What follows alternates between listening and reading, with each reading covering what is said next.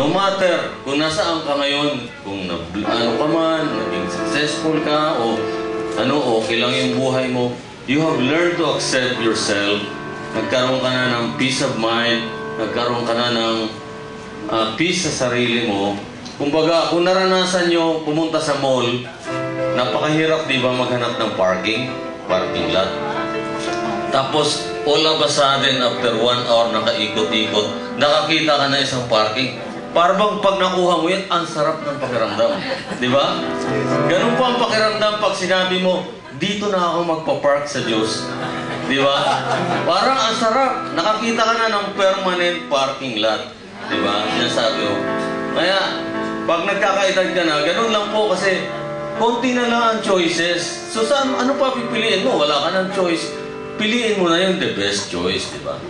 Kaya I'm amazed, siguro na nakikita nyo, napaka-amazing po na makikita natin ang kabataan na nandito sila sa Diyos. Kasi ang kabataan, ang kabataan nagda-drums. Ang kabataan, yung kanilang dinadaanan ngayon, ay napakadami pang crossroads, di ba? May mga pakanan, pakaliwa. Pero at their early stage, naranasan na nilang makakuha ng permanent na daan. Yung one way na lang na daan papunta sa Diyos. Wala nang kaliwa kanan. Palakpakan po natin ang mga kabataan.